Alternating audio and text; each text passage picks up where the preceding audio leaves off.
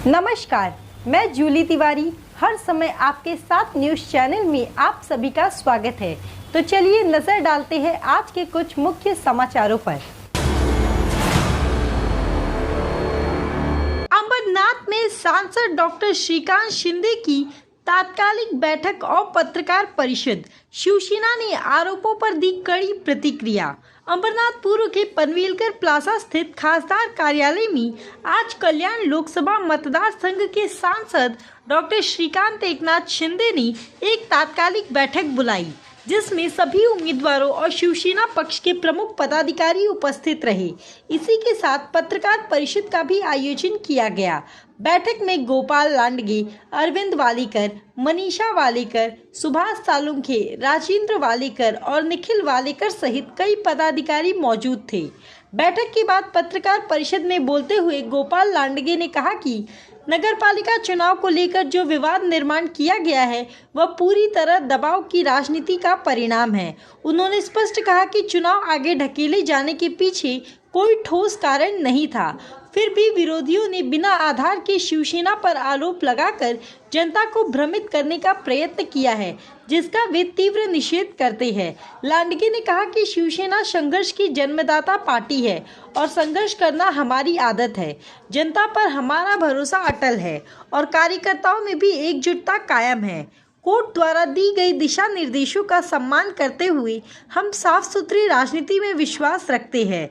विरोधी पक्ष द्वारा लगाए गए आरोप निराधार व राजनीति को गंदा करने वाले हैं।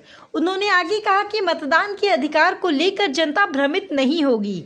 जो भी प्रक्रिया कोर्ट में चली उसका निर्णय सभी के सामने है। चुनाव रोके जाने के मुद्दे पर भी शिवसेना को निशाना बनाना गलत है। यदि विपक्ष के पास सबूत था तो वे पहले सामने आते, लेकिन एक भी प्रतिनिधि उपस्थित नहीं हुआ। यह सिद्ध करता है कि सच्चाई शिवसेना के पक्ष में है। इसके बाद अरविंद वालेकर ने भी अपनी प्रतिक्रिया में कहा कि नगर परिषद ने पूरे वालेकर परिवार में की जा रही टिप्पणी राजनीतिक दुर्भावना से प्रेरित है।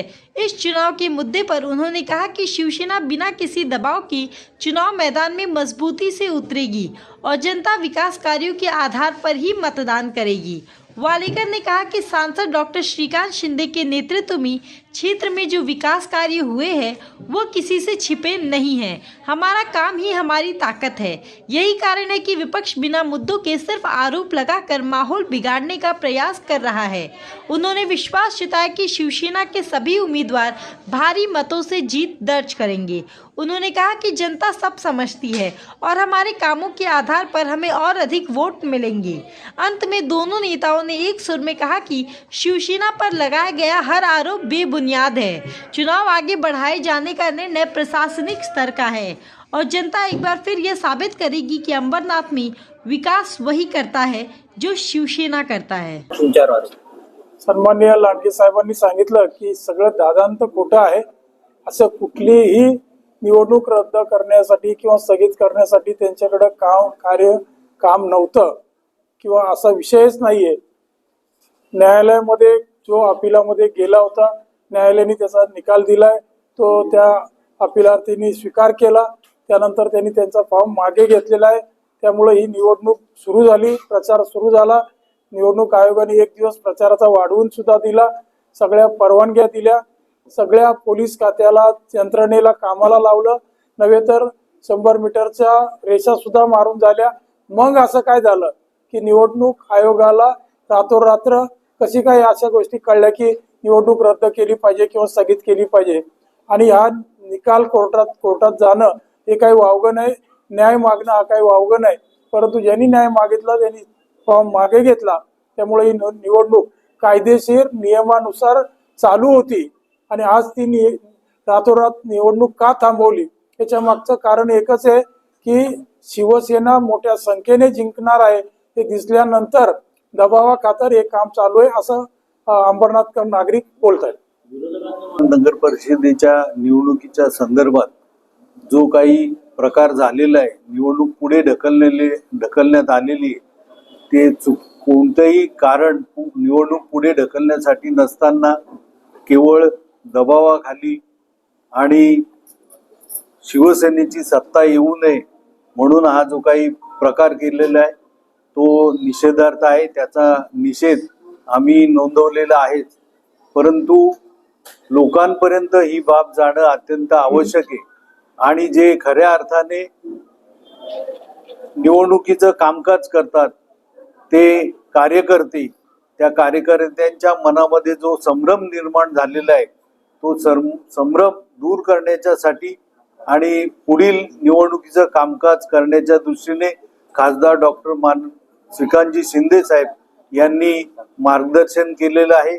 निश्चितपणे लोकांमध्ये उत्साह आहे, कार्यकर्त्यांमध्ये उत्साह आहे आणि जे काही वाटत होतं की मतदारांच्या बाबतीमध्ये निरुत्साह वाढेल, पण तसं काही वाटत नाही. निश्चितपणे मतदानाची टक्केवारी वाढेल आणि ही एक संधी आहे की आमचं शिवसेनेचे निवडून येणारे उमेदवारांची संख्या वाढेलच आणि मतदानही वाढेल. त्याच्यामुळे जो काही उर्वरित काळ मिळालेला आहे त्या बाबतीमध्ये आम्ही सामोरे जायला तयार आहोत. जे काही मानवनिर्मित संकट उभी केली जातात ती परतवण्याची आम्हाला पहिल्यापासून सवय आहे, संघर्षाची सवय आहे. शिवसेना ही संघर्षातून निर्माण झालेली आहे आणि त्याचं जिवंत उदाहरण एकनाथजी शिंदे साहेब आहेत. त्याच्यामुळे जो काही निवडणुकीचा वाढीव कालावधी मिळालेला आहे त्या कालावधीमध्ये निश्चितपणे शिवसेनेचे निवडून येणारे उमेदवार होते त्याच्यापेक्षा जास्त उमेदवार निवडून येतील. तो आज के लिए बस इतना ही. कल फिर मिलेंगे इसी समय इसी चैनल पर. तब तक के लिए मुझे दीजिए इजाजत. धन्यवाद.